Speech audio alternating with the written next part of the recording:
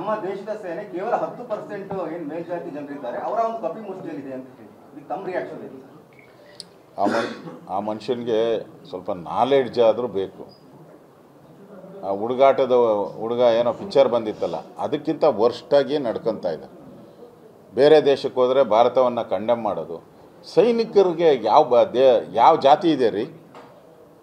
ಭಾರತ ಅನ್ನೋದು ಬಿಟ್ಟರೆ ಸೈನಿಕರಿಗೆ ಇರೋದು ಒಂದೇ ಜಾತಿ ಭಾರತ, ಅದು ಬಿಟ್ಟರೆ ಯಾವುದು ಇಲ್ಲೇ ಇಲ್ಲ.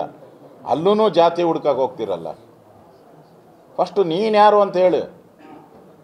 ನೀ ಇಟಲಿನ ಇಂಡಿಯಾನ ನೀವು ಹೇಳಬೇಕು. ನಮಗಂತೂ ಅರ್ಥ ಆಗ್ತಾ ಇಲ್ಲ.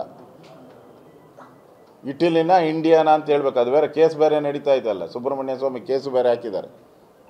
ಫಸ್ಟು ನೀನು ಯಾರು ಅನ್ನೋದು ನಿನಗೇ ಗೊತ್ತಿಲ್ಲ, ಸೈನಿಕರಿಗೆ ಜಾತಿ ಕೇಳ್ತೀಯಲ್ಲ. ನಾಚಿಕೆ ಆಗ್ಬೇಡವ ನಿಮಗೆ? ಮಾನ ಮರ್ಯಾದೆ ಇದೆಯಾ ಕಾಂಗ್ರೆಸ್ ಅವ್ರಿಗೆ? ಸೈನಿಕರಲ್ಲಿ ಜಾತಿ ಹುಡ್ಕಕ್ಕೆ ಹೋಗ್ತೀರ? ಇದಾ ನಿಮ್ಮ ಸಂಸ್ಕೃತಿ? ಇದುವರೆಗೂ ದೇಶದ ಇತಿಹಾಸದಲ್ಲಿ ನಾನು ಕಂಡು ಕೇಳರಿಯದ ಪ್ರಶ್ನೆಯನ್ನು ರಾಹುಲ್ ಗಾಂಧಿ ರೈಸ್ ಮಾಡಿದ್ದಾರೆ.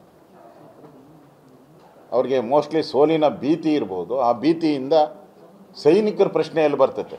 ಬಿಹಾರ್ ಚುನಾವಣೆಗೂ ಸೈನಿಕರ ಹೋರಾಟಕ್ಕೂ ಇಲ್ಲಿ ಪ್ರಶ್ನೆ ಏನು ಬರ್ತದೆ? ಕಾಮನ್ ಸೆನ್ಸ್ ಇಲ್ಲದೆ ವ್ಯಕ್ತಿ ವಿರೋಧ ಪಕ್ಷದ ನಾಯಕರಾಗಿದ್ದಾರೆ. ಕಾಮನ್ ಸೆನ್ಸ್ ಇಲ್ಲ ಆ ಮನುಷ್ಯನಿಗೆ. ನಾಚಿಕೆ ಆಗಬೇಕಾ? ಇಂಥವ್ರನ್ನ ಕಾಂಗ್ರೆಸ್ ಪಾರ್ಟಿ ವಿರೋಧ ಪಕ್ಷದ ನಾಯಕರು ಮಾಡೋರಲ್ಲ. ನಾಚಿಕೆ ಆಗಬೇಕು ಕಾಂಗ್ರೆಸ್ ಪಾರ್ಟಿಗೆ. ಬೇರೆ ಗತಿ ಇಲ್ವ ಅವರಿಗೆ? ಯಾರು ಗತಿ ಇಲ್ದಿದ್ದು ಮಾಡ್ಕೊಂಡಿದ್ದಾರೆ ಅಂತ ಅನಿಸುತ್ತೆ ನನಗೆ. ಚಿತ್ತಾಪುರದಲ್ಲಿ RSS